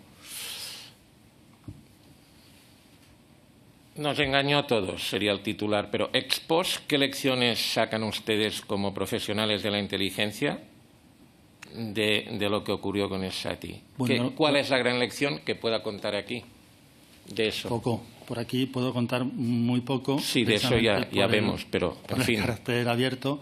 Lo que sí que le puedo decir es que no solamente el CNI cambió el paradigma de actividad sobre ciertos entornos, sino que el resto de servicios europeos, en base a lo que pasó aquí en Ripoll en el 2017 y en Barcelona y en Cambrils, cambiaron también la forma de trabajar. No puedo extenderme más porque entonces, lógicamente, aquellos que estén pudiendo preparar algún atentado ahora, porque ahora seguimos estando en amenaza, de nivel de alerta contra terrorista 4, podrían conocer procedimientos que quizá no sea lo más adecuado divulgar. Gracias, señor García Terán. Muchas gracias, señor Álvaro. Pasamos ahora el turno al representante del Grupo Parlamentario Plurinacional Sumar, señor Badía, cuando quiera. Muy bien. En primer lugar, muchas gracias por la comparecencia. Voy a intentar a ver si he entendido bien la cronología. Nos ha dicho que después de salir de prisión sí que tenían interés en el SATI en 2013 y que hicieron seguimientos, no sé si escuchas, no sé si vigilancia, y concluyeron que no era peligroso ni tampoco era un potencial confidente. Entiendo que en este seguimiento y vigilancia también descubrieron una estabilidad económica que todos desconocemos, porque entiendo que uno de los elementos es entender de qué vive esa persona, y entiendo que ustedes también detectaron que tenía unos ingresos como para poder tirar para adelante tranquilamente, ¿no? Mi pregunta es, ¿en qué momento dejaron de hacer seguimiento porque no era peligroso y tampoco era posible confidente y establecieron esa relación puramente telefónica? ¿Eso más o menos qué momento fue? Nosotros, una vez que salió de prisión, ya cuando salió de prisión sabíamos perfectamente que no podíamos utilizarlo como activo del centro. Era imposible. A partir de ahí, lo que se puso en marcha fue una investigación para saber si esa persona podía convertirse en una amenaza. durante los meses que estuvimos trabajando sobre él, no hubo ningún dato que nos permitiera establecer que esa persona era una amenaza. Y abandonamos, tal y como pone la documentación desclasificada, mejor dicho, abandonamos el seguimiento de las actividades de esta persona en diciembre del 2014. De acuerdo. Entiendo que a partir de diciembre de 2014 pasa a ser una persona con un teléfono. Yo no sé si eso debe ser una clasificación, ¿no? Personas que tienen un teléfono del CNI, que los van intercambiando de vez en cuando, no sé si se ven o no se llegan a ver. Lo digo para poder poner un nombre, porque como no podemos decir colaboradores, no podemos decir informantes, no podemos decir confidentes, ¿cómo les llaman a esa gente que tiene teléfonos del Estado? No tienen teléfonos nuestros. Nosotros no damos un teléfono. Tienen un número de teléfono. Ah, una SIM. No le damos ni un teléfono ni una SIM. Tiene un teléfono al que llamar. Y ustedes le van cambiando el número. Le dejan un papel o como sea y le van cambiando el número. Nosotros vamos cambiando ese número en función de las necesidades que tenemos en cada momento para evitar que ese número esté, como pasa normalmente, constantemente quemándose, ¿no? Si en un momento determinado él quiere llamar porque tiene algo, si no, ese número no está activo, llama a los números o a la página web. ¿Y cómo, para saberlo, cómo les llaman a la gente que tienen su número de teléfono? Si le llamamos de alguna forma que no le llamamos, no se lo puedo decir porque eso entra dentro de la parte y hablamos de procedimientos. Además, no se puede decir porque si no mañana van a aparecer en no sé cuántos periódicos Mengano, Zutano y Perengano. No, yo me refiero al nombre, no quién es, el nombre, cómo se le llama a esa gente. Por eso. Telefonistas. Por eso, no, pero era el señor telefonista, yo soy telefonista o yo soy... Y hablamos de centenares, de pocas, de decenas de personas que tienen teléfonos del Estado, que van cambiando. Centenares. Vale. Bastante más de centenares. Muchos más que centenares. O sea, entiendo que estuvo más de un año que hicieron un seguimiento y que luego tuvieron una relación telefónica durante, entiendo que algún año más. Y a mí me sorprende porque el señor Rondal dijo que él desconocía rotundamente si había alguna relación. Y en todo caso eran secretos oficiales. Pues, hombre, relación había y larga, ¿no? Por lo que parece. Y yo me pregunto por qué el señor Asati quería colaborar con ustedes. O sea, ¿qué motivación podía tener Asati? No sé si detectaron que son gente altruista o que es gente que lo que quiere es aparentar para que no le vigilen. Mira, yo pienso que si os voy llamando de vez en cuando, tendré la policía un poco más lejos. ¿Cuál podría ser la motivación de Sati, que no recibía ninguna compensación de ningún tipo, en tener un número al que llamar de vez en cuando?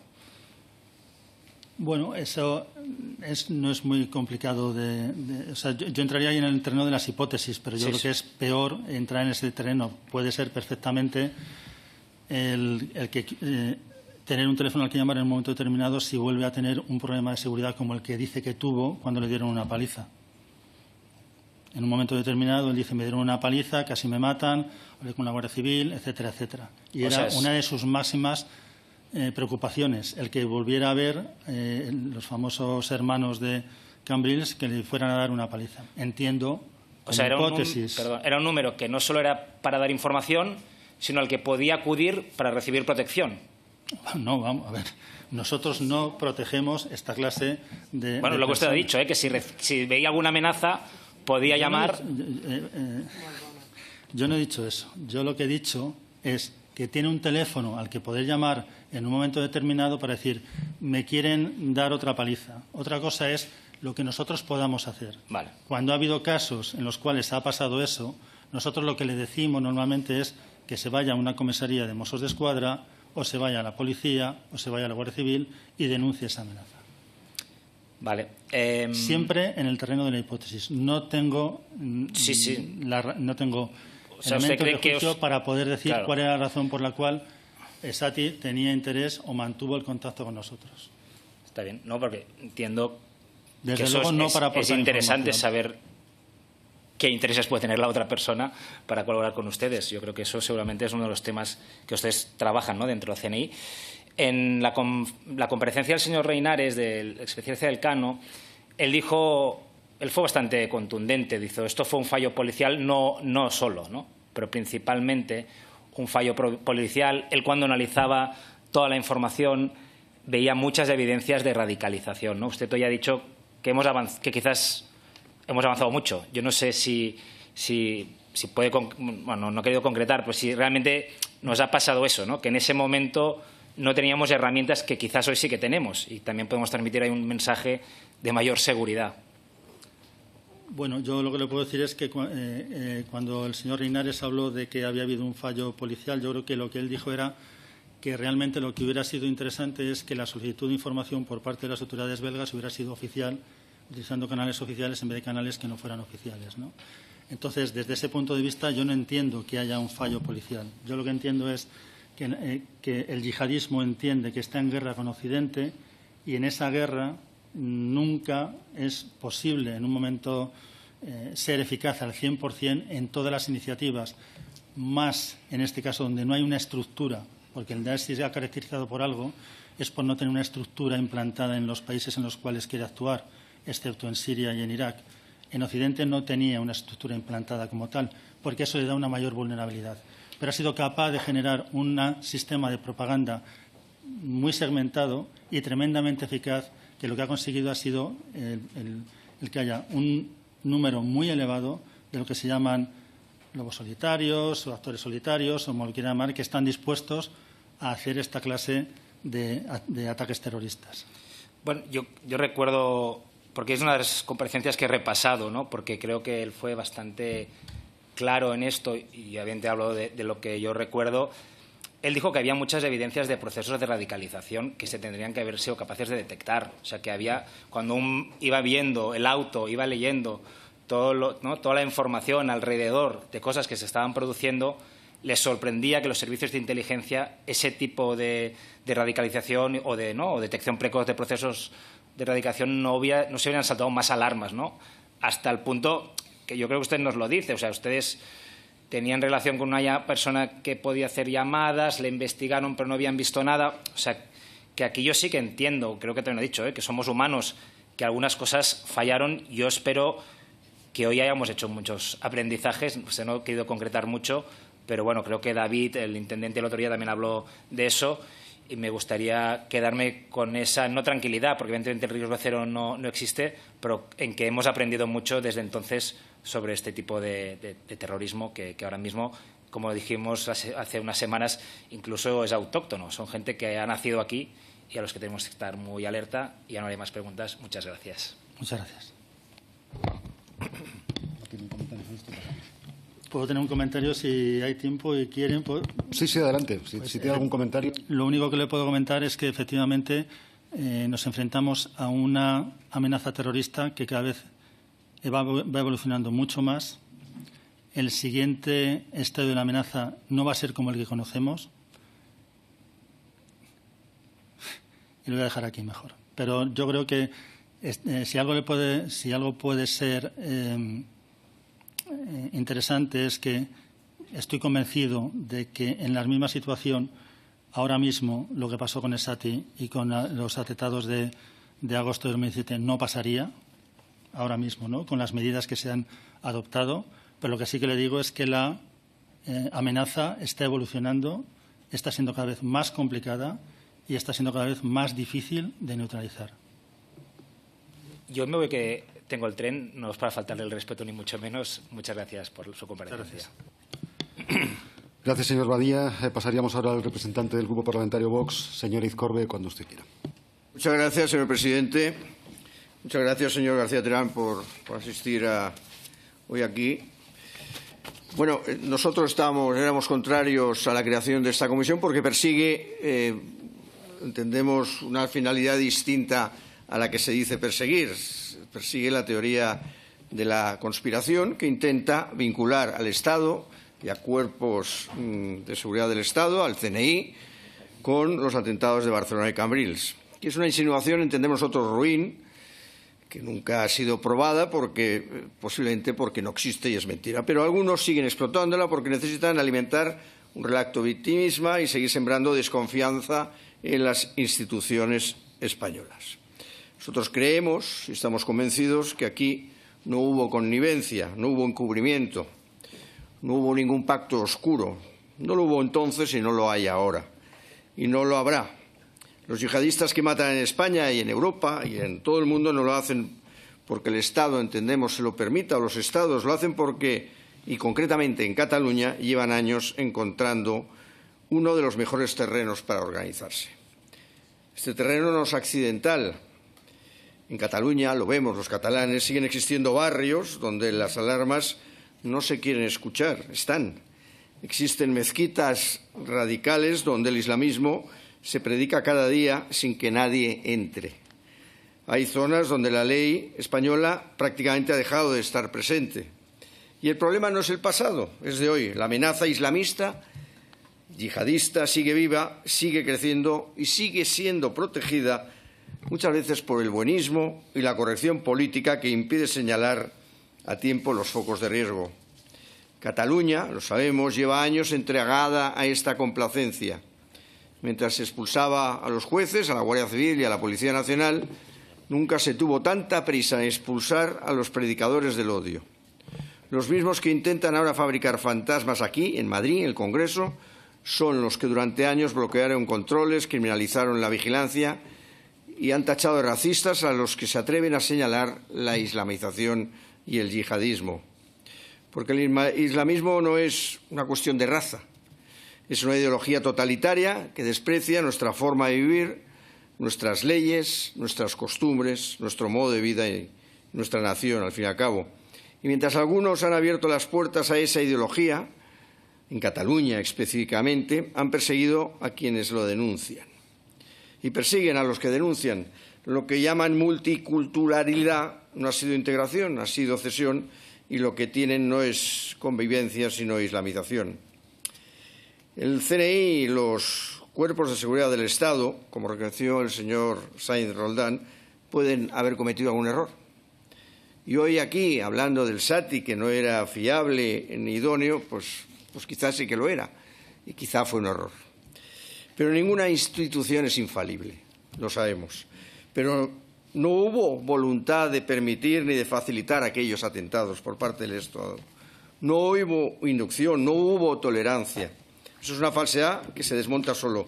Y seguir alimentándola no solo sirve para desviar la atención y proteger a los que sí han dejado crecer este problema en Cataluña. Lo diré en catalán. La islamització de Catalunya no és casualitat. És resultat directe d'anys de bonisme suïcida, de descontrol, de complexos y de cessió cultural. Traduzco, que parece mentira que tengamos que hacerlo, pero la islamización de Cataluña no es un accidente, es el resultado directo de años de buenismo suicida, de descontrol, de complejos y de cesión cultural. No se trata solo de perseguir al yihadista que pone la bomba. Se debe tratar de desmantelar toda la red ideológica y social que lo sostiene. Y eso incluye las mezquitas radicales, los imanes violentos y los barrios cerrados a la ley. Pero sobre todo se trata de recuperar la valentía para decirlo sin complejos, sin miedo a las etiquetas y sin agachar la cabeza ante las amenazas de siempre. Las víctimas merecen respeto, pero todos los ciudadanos también. Merecen que se les diga la verdad, pero todos los ciudadanos también. Merecen que se mire dónde está la amenaza real, no donde algunos inventan para proteger y para protegerse para facilitar tareas jurídicas que quizá algún despacho jurídico ha sido incapaz de hacer correctamente. Me gustaría hacerle tres preguntas claras, al señor compareciente, García Terán. ¿Puede afirmar con absoluta rotundidad y sin matices que ni desde el CNI ni desde cualquier institución del Estado, según su conocimiento, nunca indujo, facilitó ni permitió la ejecución de los atentados del 17 de agosto y que cualquier insinuación en este sentido es una falsedad sin base alguna? Usted ha dicho que en el 2017 cambió la forma de trabajar en CNI a raíz del... ¿Es posible que esta forma de trabajar anterior fuera consecuencia de ese buenismo institucional y el miedo a ser acusados de islamofobia que se ha creado durante estos años y espacios en Cataluña donde cuesta actuar, donde se ha mirado hacia otro lado y donde existe la amenaza islamista, ha podido influir en esa forma de trabajar previa que se ha cambiado? ¿Y podría explicar con claridad la diferencia entre el Islam islamismo y yihadismo, que, como usted ha dicho hoy mismo aquí, que está en guerra con Occidente, y confirmar que la lucha contra el islamismo yihadista no es racismo, sino una cuestión de seguridad nacional frente a una ideología totalitaria que trasciende cualquier raza. Y con ello, y finalizo, mi reconocimiento a todos los servidores públicos del CNI y a las fuerzas y cuerpos de seguridad del Estado, a todos aquellos que sirven honestamente a España, a la ley y al orden, y que velan por la seguridad de todos los españoles. Nada más. Muchas gracias, señor presidente. Muchas gracias. En minuto y 15 segundos, abordar los tres va a ser complicado. Pero bueno, en cuanto a la primera pregunta. Tienes un poquito más de tiempo, ¿eh? No sé. Muchas gracias. Afirmo absolutamente, categóricamente y absolutamente convencido y al 200.000% de que el centro jamás tuvo nada que ver, ni conocimiento previo, ni indujo, ni absolutamente nada en ese sentido de los atentados que se produjeron en agosto del 2017. Tengo que decir que en la División de Contraterrorismo del CNI trabajan miembros, personas, compañeros míos que han sufrido, que son víctimas del terrorismo porque han sufrido y han perdido familiares directos en ataques terroristas. Ninguno de ellos admitiría, como no admitimos ninguno de los que tenemos la más mínima responsabilidad en el CNI, de que se pudiera especular lo más mínimo con la posibilidad de que haya un ataque y no se informe inmediatamente a las fuerzas y cuerpos de seguridad del Estado. En ningún caso, bajo ningún concepto y de ninguna forma. Nunca. Creo que he sido bastante taxativo. En cuanto a forma de trabajo del centro en relación con antes y después de esto, no está tan relacionado con el buenismo, ¿no?, sino con las tácticas, técnicas y procedimientos utilizados por las 10 personas. El otro día aquí el intendente David Sánchez hizo una exposición espectacular del trabajo que habían hecho. Es un trabajo en el que nosotros coincidimos absolutamente. Y una de las cosas que dijo es que, y además era así, es que las relaciones previas de la célula o del grupo fueron las que conformaron precisamente la célula. Y el papel de Sati fue dar una base religiosa a una decisión que ya habían prácticamente tomado. Bueno, eso nos ha obligado, y además en personas menores, eso nos ha obligado a nosotros a tomar otra serie de medidas, que no voy a detallar, lógicamente. Pero no era porque fueran buenismo o no buenismo. Nosotros, como le decía antes, estamos detrás de detectar actividades, no ideologías. Uno puede pensar lo que considere oportuno, puede pensar que es mejor el salafismo yihadista que cualquier otra cosa. Otra cosa es que él empiece a hacer proselitismo, otra cosa es que él empiece a autorradicalizarse, otra cosa es que él intente reclutar a personas para hacer eso. Pero lo que está claro es que lo que pueda pensar, la ideología que pueda tener cada uno, ahí nosotros no nos metemos ni nos vamos a meter. Con lo cual, la forma de trabajo está mucho más. El cambio del CNI en las formas de trabajo está mucho más orientada a las tácticas, técnicas y procedimientos que utilizaron, la base de Alcanar, no utilizar móviles de una determinada forma, sino de otra, todos los procedimientos que utilizaron. El SATI no hizo absolutamente nada, prácticamente no compró nada, la forma en la cual compraron los precursores, en fin. Ahí es donde estamos incidiendo y donde hemos trabajado bastante más. Y, por último, la diferencia entre islamismo y el yihadismo. El intendente David Sánchez también y también el profesor Reinares hablaron del Islam. El intendente habló de que una cosa era los musulmanes, otra vez el islamismo y otra vez el yihadismo. Ya saben que los musulmanes tienen, no hay un líder espiritual, sino que cada uno acepta un liderazgo en función de la escuela jurídica islámica que tenga, y a partir de ahí pues pone a una persona u otra como referente de su actividad, ¿no? Y dentro del Islam pues hay 3 actividades. El Islam más rigorista establece que además de la parte religiosa, digamos el din, está en la dunya, que es el cómo. Ellos parten de la base de que si ellos son los únicos que tienen la única religión verdadera, entonces lo que no tiene ningún sentido es respetar el resto de religiones. Al respetar el resto de religiones, lo que tienen que hacer, al no respetarlas, digo los rigoristas radicales, no ni mucho menos los musulmanes, que también creo que es importante hacer la distinción. En España hay 2 millones de musulmanes y ni muchísimo menos todos son rigoristas ni todo lo contrario. Hay una pequeña parte que son rigoristas y dentro de esos rigoristas hay una pequeña parte que entienden que lo que es la instauración de la Sharia como ley básica de la cual tiene que emanar toda la jurisprudencia y tiene que definir las relaciones sociales dentro de España, pues esa pequeña parte, hay unos que consideran que tienen que conseguir eso por vías democráticas, y bien la parte política, del tercer ámbito del Islam, y otros consideran que eso tiene que hacer a base de la violencia. Entonces, nosotros, ¿dónde actuamos? Actuamos sobre la parte que quiere ir a la violencia y actuamos sobre la parte que quiere separar la sociedad porque considera que cualquier interacción del musulmán con la sociedad civil, vamos a hablar así, o autóctona, es una contaminación que hay que evitar. Nosotros, esos son los 2 ámbitos en los cuales intentamos actuar. Intentar evitar ataques terroristas, por supuestísimo, e intentar evitar que a base de una de que la comunidad musulmana cada vez sea más rigorista y más extremista, se produzcan situaciones como han pasado en Cataluña y en Toledo y en Ceuta y en Valencia y en Alicante y en otros muchos sitios. O sea, no es solo una situación de Cataluña. En Cataluña hay más mezquitas salafistas que en otros sitios, pero esta situación en la cual pasa una mujer por la calle y le escupen por no ir tapada, no solamente pasa en Cataluña, pasa en muchísimos más sitios. Eso es también donde nosotros entendemos que tenemos que actuar porque también es un riesgo para la seguridad nacional. No inmediato, como es un ataque terrorista, pero sí a medio y largo plazo. No somos los únicos que lo hacemos.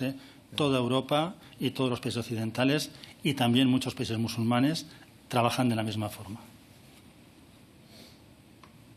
Acabo. Simplemente para transmitirle una relación personalísima, muy cercana, a una de las víctimas de estos atentados, concretamente a una persona que fue apuñalada en Cambrils. Simplemente transmitirle de su parte y de la parte de su familia la máxima confianza a los cuerpos y fuerzas de seguridad del Estado y concretamente al CNI. Muchas gracias.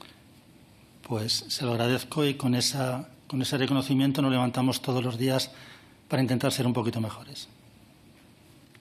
Bien, muchas gracias, señora Izcorbe. Antes de dar la palabra al representante del Grupo Socialista, habla usted en catalán, luego se ha traducido, ha dicho usted que parece mentira que tengamos que hacerlo, solo por aclarar que hay un servicio de interpretación que está funcionando.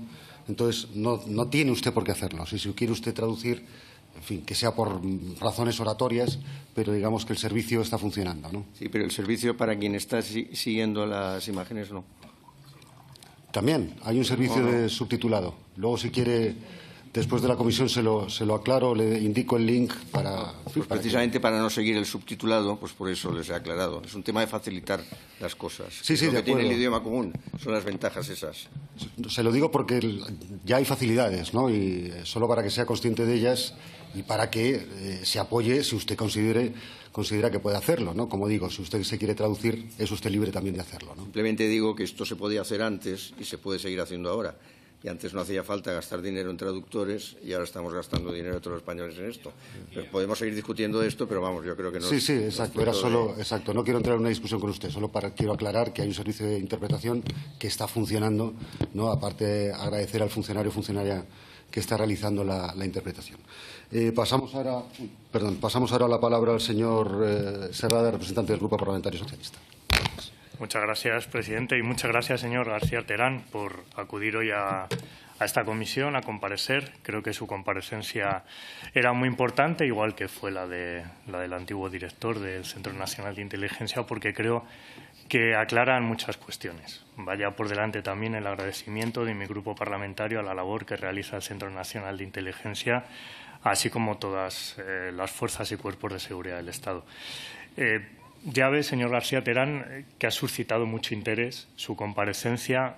Yo creo que los anteriores compañeros portavoces han podido ver el clima, ¿no?, que se ha generado y un clima de interés, ¿no?, sobre todo cuando viene alguien de un centro de información cuyas actividades son muy, digamos, atrayentes para la ciudadanía, sobre todo porque son actividades confidenciales. y cuando uno hace una actividad confidencial, pues siempre corre el riesgo de que lo que se traslada hacia afuera tenga divergencias en las opiniones que se generan y, por lo tanto, nunca nadie se sienta satisfecho de las explicaciones que se puedan dar, porque siempre se pueden encontrar elementos inductores de nuevos argumentos que consoliden las teorías preconcebidas que uno tiene sobre determinadas cuestiones. Pero fíjese que las comparecencias que han realizado ustedes o las que han realizado los miembros de las fuerzas y cuerpos de seguridad aquí, usted aludía a una comparecencia que creo, y podemos estar todos de acuerdo, que fue muy esclarecedora, que fue la del Mosso d'Esquadra, que estuvo la semana pasada en esta comisión. Creo que ponen en valor la labor que realizan y, sobre todo, el interés que tienen en evitar que este tipo de situaciones se produzcan. Pero fíjese que hay algo, y es un elemento que yo creo que se repite a lo largo de cualquier comparecencia que tiene que ver con las fuerzas y cuerpos de seguridad del Estado, en este lugar con el Centro Nacional de Inteligencia, que creo que es el meollo de la cuestión y el meollo del que parten las teorías conspiranoicas, las podemos llamar así, o teorías que no ponen en duda la labor que realizan ustedes. Y es la pregunta que le han hecho aquí algunos portavoces, que yo no veo manera de poder reformularla o hacérsela de otra manera, pero que creo que es el origen, la situación de origen de todo lo que se puede interpretar del trabajo que ustedes hacen o del que hagan Mossos, Guardia Civil, Policía Nacional, etcétera, que es que cómo no fue posible detectar que una persona como es Sati, después de toda la labor que realizaron ustedes previa, en la que, como bien ha explicado aquí, era una información que para ustedes carecía de cualquier tipo de rigor como para considerarla una fuente fiable. Después de las explicaciones que han dado aquí Mossos d'Esquadra, Policía Nacional, acerca de por qué tampoco a ellos les pareció alguien relevante, ¿cómo es posible que durante ese periodo, esa zona gris de 2 o 3 años, y que usted lo ha dicho, que fue a partir del Ramadán del año 17 cuando realmente esto tiene exponencialmente crece, ¿no?, dentro de esa célula, y que lo explicó también muy bien el Mosso d'Esquadra cuando estuvo aquí, el intendente del Mosso d'Esquadra cuando estuvo aquí, y explicó cómo fue ese proceso de radicalización, cómo el imán se guardó mucho de poder tener que durante ese proceso de radicalización fuera de una manera discreta, que incluso no había el mismo nivel de radicalización entre los miembros de la célula yihadista, que solamente había 2 o 3 personas que estaban dispuestas a cometer ese atentado y que realmente podían ser las personas que podían tener mayor información en todo esto. Entonces, yo sé que se lo voy a volver a preguntar, pero creo que cuanto más podamos aportar y, sobre todo, trasladar a la opinión pública de por qué no fue posible detectar ese proceso de radicalización, no solo en el imán, sino cómo el imán también logró juntar a su alrededor a un grupo de adolescentes que fueron capaces de llegar a pensar que podían cometer un atentado. Así que se lo vuelvo a preguntar, cómo no fue posible que se pudiera detectar ese proceso de radicalización. Bueno, varias cosas. Hasta 2017 no hubo ninguna actividad objetiva que pudiera haber sido detectada. Lo que hablaban de radicalizaciones, de personas, etcétera, etcétera, eso entra dentro del ámbito más íntimo. Nosotros no nos podemos meter en la casa de todo el mundo para saber si están radicalizando a alguien o no. Cuando estaba preparando yo esta comparecencia, había una cosa que teníamos dudas sobre entrar en un debate o no, ¿no? Y yo solamente lo voy a poner encima de la mesa. Al final, la seguridad al 100% no existe. Incluso los estados más policiales, donde hay muchísima más agresión, vamos a llamarlo así, o mucha más intrusión sobre derechos esenciales como es el derecho a las comunicaciones, el derecho a no entrada en el domicilio, incluso esos estados sufren atentados terroristas. En este caso, nosotros, si no hay ninguna actividad concreta, ningún indicio concreto y objetivo en lo cual podamos basar una solicitud para hacer una investigación más exhaustiva sobre una persona, no podemos entrar en una casa, no podemos interceptar unas comunicaciones, no podemos decir a partir de ahora todos estos números los vamos a estar monitorizando 24 horas. No podemos hacer eso. Entonces, como no podemos hacer eso y estas personas sabían porque, insisto, Esati había estado en prisión y sabía por qué estaba condenado y sabía también cuáles son los procedimientos que puede haber de investigación en un momento determinado. Estas personas hicieron, como se ha dicho aquí, toda su actividad de forma clandestina. La relación no es que Esati radicalizara a estos otros 10 personas. Había 3 personas que ya estaban radicalizadas desde 2014 y que querían hacer algo y no sabían cómo, ni no sabían el qué ni de qué forma. Y fue Esati el que le dio el sustento religioso, ideológico, para ir en esa dirección. No es que lo diga yo, es que lo dicen los mossos, que han sido los que han hecho la investigación y el procedimiento judicial, y además que ha sido una investigación y un procedimiento judicial que ha sido alabado en toda Europa por la rigurosidad con lo que lo hicieron, y fue absolutamente imposible de detectar, porque precisamente lo hicieron para que no les detectaran. El que se junte Esati con 3 personas en una casa no es indicio como para, a continuación, intentar entrar en esa casa a ver qué están haciendo. No lo es. Más si Esati no ha dado ninguna muestra de que estaba haciendo esa actividad cuando salía de prisión y cuando salió después. Entonces, ¿cómo es posible? Pues es posible porque, igual que nosotros mejoramos nuestros procedimientos, el Daesh mejora los suyos. La forma en la cual hicieron la fabricación del TATP, que también se ha dicho aquí, era una forma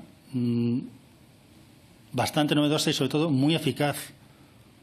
También podríamos preguntar cómo es posible que no fuimos capaces de detectar los precursores, porque los compraron en muchos sitios y utilizando diferentes identidades.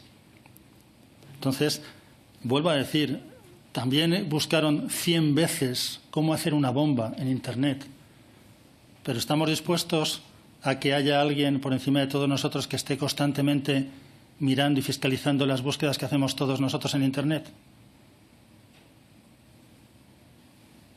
Yo prefiero vivir en un estado donde tengamos todos una mayor libertad para poder buscar en Internet, siempre y cuando no sea ilegal, las cosas que consideremos. Pero ellos buscaron más de 100 veces en Internet cómo hacer una bomba. Si lo hubiéramos detectado, Guardia Civil, Policía, Mossos, nosotros hubiéramos tenido esa posibilidad.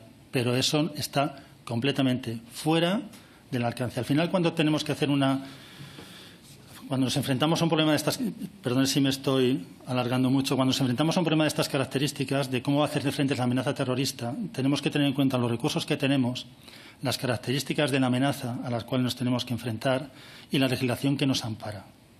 Los recursos que tenemos son los que son. Las características de la amenaza es una amenaza tremendamente difusa.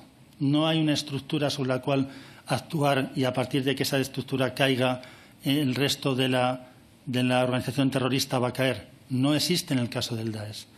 Y la legislación que tenemos no permite en ningún caso hacer espionaje, monitorización masiva de todo el mundo. Está absolutamente fuera de lugar. Entonces, es una decisión y es un equilibrio que tenemos que tener todos entre seguridad y derechos fundamentales.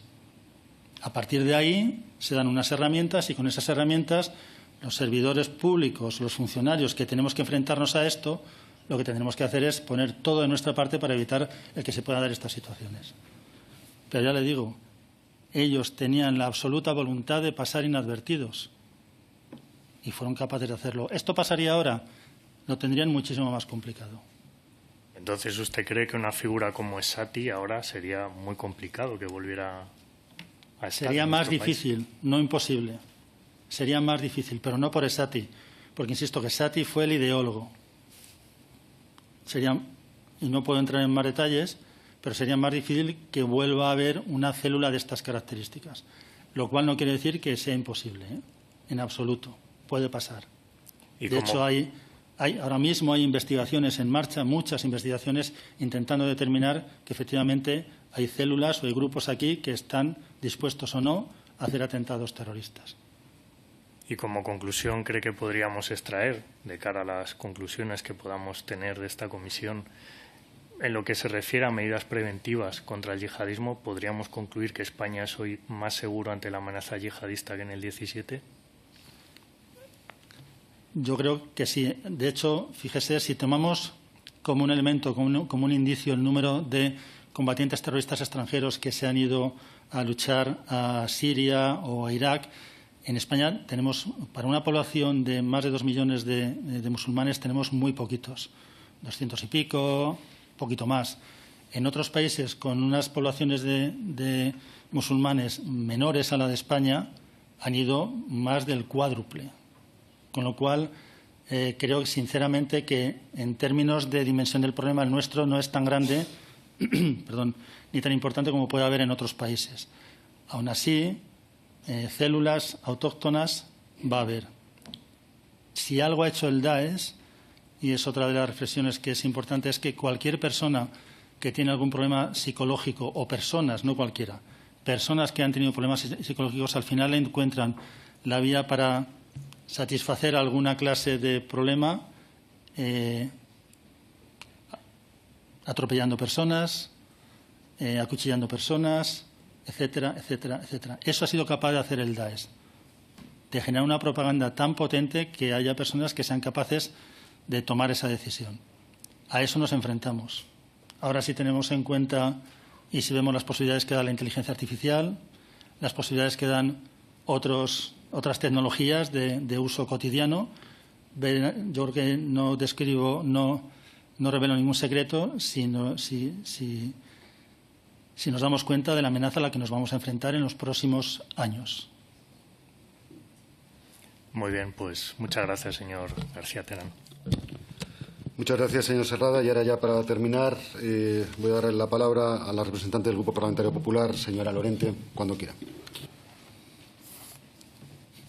Sí, muchas gracias, señor presidente. Señor García Terán, bienvenido y muchas gracias por comparecer en esta comisión desde la responsabilidad de su actual cargo como secretario general del CNI, pero también desde la experiencia de cargos que ha desempeñado anteriormente, en especial como jefe de la División contra Terrorismo en los años previos a los atentados de Barcelona y Cambrils. Permítame comenzar con una reflexión que pienso que es necesaria. Los atentados del 17 de agosto de 2017 fueron uno de los sucesos más trágicos que ha vivido nuestro país, no solo por la violencia y por la pérdida de vidas humanas, sino también por el gravísimo impacto que tuvo, por supuesto, en la sociedad catalana, pero también, como no, en el resto de España. Quiero también dedicar un primer pensamiento a las víctimas y a sus familias, a quienes desde este grupo parlamentario no dejaremos ni de honrar ni de acompañar. Pero también es nuestra obligación señalar lo que está sucediendo o lo que ha sucedido en esta comisión. Sabemos que nuestra Constitución española ampara el derecho a la creación de comisiones de investigación por parte del Congreso para todos aquellos asuntos que sean de interés público y, desde luego, los atentados de Barcelona y Cambrils no se les puede negar este interés público. Pero la creación de esta comisión no obedece a una necesidad real de verdad ni de justicia. De hecho, en enero del año 2022 ya se propuso la creación de esta comisión de investigación y su tramitación fue rechazada por la mesa del Congreso, con los votos, entre otros, del propio Partido Socialista. Desde entonces no han surgido nuevos datos, no han surgido nuevas pruebas ni nuevas responsabilidades. Lo único que ha cambiado es el interés político del Partido Socialista, que decidió abrir esta cuestión como parte de los pagos que se realizaron a Junts a cambio de la investidura de Pedro Sánchez como presidente del Gobierno y el control de la mesa del Congreso. Y todos sabemos cuál es el objetivo de estos partidos, que desde luego no es esclarecer la verdad, porque la verdad ya ha sido establecida por la justicia. Usted lo ha dicho anteriormente, un trabajo maravilloso que incluso ha sido alabado en el resto de Europa. La investigación fue rigurosa, fue extensa y fue ejemplar. La Audiencia Nacional instruyó una causa compleja de más de 60.000 folios, decenas de partes personadas, periciales, declaraciones, y la sentencia fue clara, identificó a todos los integrantes de la célula, acreditó su motivación islamista radical y además estableció la verdad de los hechos. Además, en noviembre de 2023, el propio Tribunal Supremo confirmó esta sentencia, descartando expresamente que se hubiera vulnerado el derecho de las víctimas a conocer la verdad. Por tanto, no hay nada oculto, no hay zonas grises, no hay conspiraciones. Pero estos partidos independentistas a los que me refería tienen claro su objetivo: desacreditar al Estado, poner en duda el trabajo de nuestras fuerzas y cuerpos de seguridad del Estado, erosionar la labor de nuestros jueces y, desde luego, crear sospechas, y lo estamos viendo hoy, sobre los servicios de inteligencia. Todo ello alimentando rumores y falsedades sin base alguna. Desde luego, desde nuestro grupo, queremos dejar claro que no aceptaremos que se use esta comisión para poner en entredicho a quienes nos protegen nuestras libertades día a día con una profesionalidad y con una entrega total y absoluta. Sin embargo, aquí estamos y le voy a hacer un par de preguntas muy breves y muy sencillas, porque también esto de ser la última pues tiene la cosa de que ya la mayoría de las que tenía apuntadas se han realizado. La primera de ellas ya la ha contestado, pero le doy la oportunidad de que lo deje claro. De la lectura de los distintos informes desclasificados del CNI, se define a Esati como a un individuo mentiroso, manipulador, con el que hay que tener gran cautela. Incluso se dice que es un individuo del que no se tiene ninguna fiabilidad y confianza, un perfil que coincide también con el informe realizado por el Real Instituto Elcano.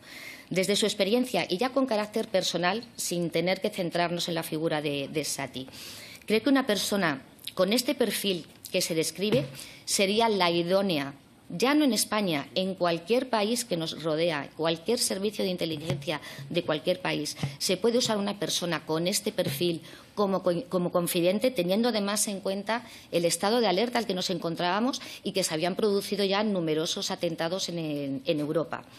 Y luego otra pregunta.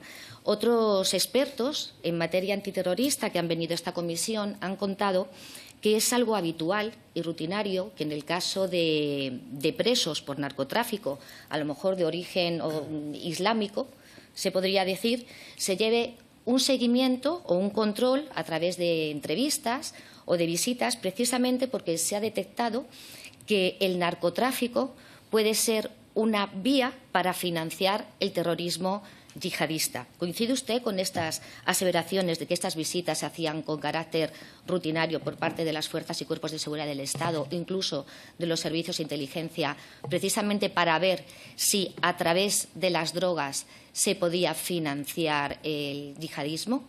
Muchas gracias.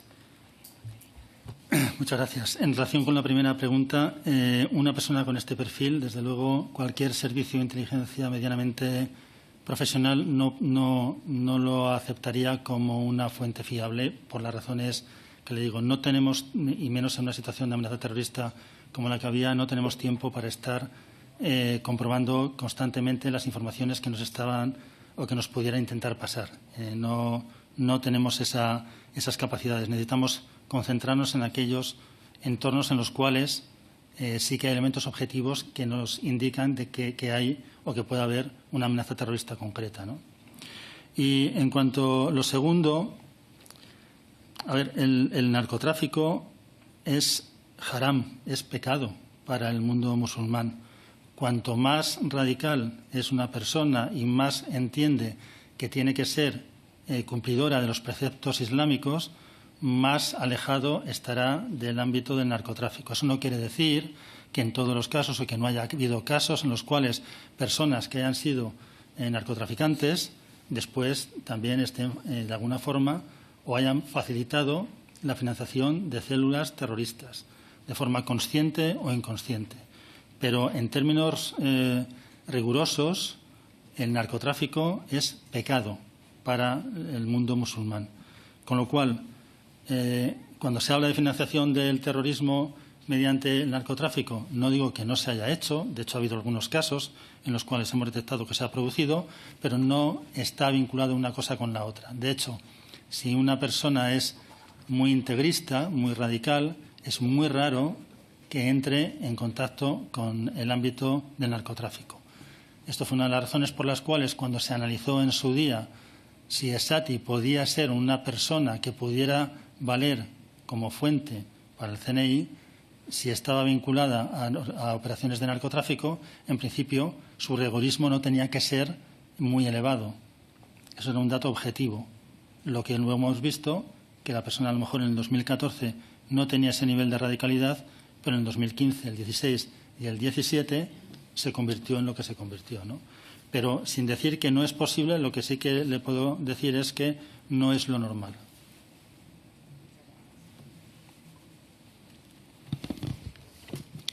Entiendo, señora Lorente, que ya no tiene ninguna pregunta. Bien, entiendo que ya no hay ninguna pregunta. Bien, pues muchas gracias. No hay más preguntas. Únicamente agradecerle al compareciente sus respuestas. Muchas gracias. Bien, muchas gracias a usted también. Vale, pues esta era la última intervención, como bien saben, y antes de levantar la sesión quiero darle las gracias al señor García Terán por su presencia hoy aquí, por sus respuestas.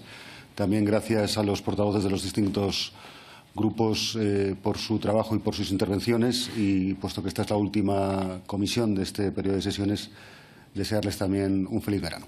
Se levanta la sesión.